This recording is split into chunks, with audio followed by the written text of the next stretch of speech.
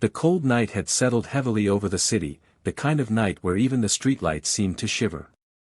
Snow drifted quietly to the ground as Elena sat alone on the metal bus stop bench, her thin beige dress clinging to her trembling body. Her arms were wrapped around herself, more in desperation than warmth. She blinked back tears, but they froze halfway down her cheeks. Her red leather bag, the only thing she had managed to grab, lay beside her like a reminder of everything she had lost in a matter of hours. Elena kept replaying the moment her husband shoved her out the door, blaming her for something she could not control, her infertility.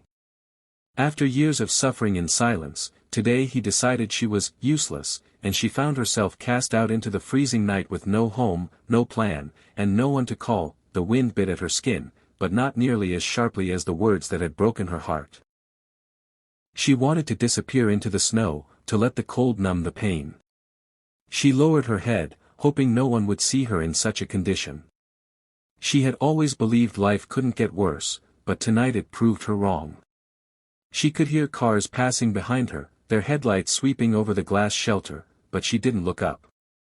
She was too ashamed, too exhausted, too broken. A few steps away, a man named Daniel had just parked his SUV after picking up his 3 young children from their grandmother's house. As they walked toward the bus stop to cross the street, Daniel noticed the lonely figure sitting on the bench. At first, he thought it was just a stranded traveler, but when he saw her thin dress in the middle of a snowstorm, he stopped walking. His children, bundled in colorful jackets, tugged at his coat, but Daniel couldn't look away. Something about the woman's hopeless posture stirred a memory of his own wife, who had died 3 years earlier from an unexpected illness.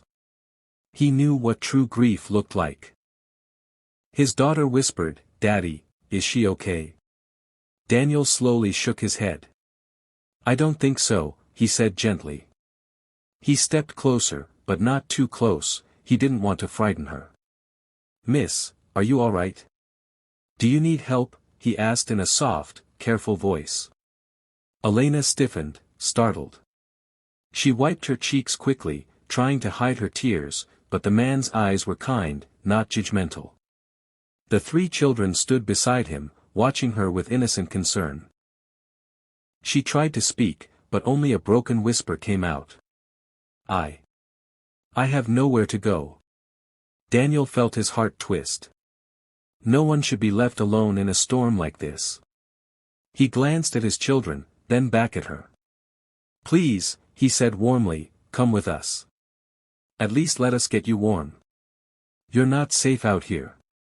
His voice held no pity, only genuine care, something Elena had not felt in a long time. For a moment, she hesitated, unsure if she deserved kindness or if she could trust it. But the children's gentle eyes and Daniel's steady presence melted a small part of the ice around her heart. Slowly, she nodded. Daniel offered his hand, and when she placed hers in his, it felt like touching warmth after endless cold. As he guided her to the SUV, the snow continued falling around them, but for the first time that night, Elena didn't feel alone. In the middle of a freezing storm, she found something she thought she had lost forever: hope.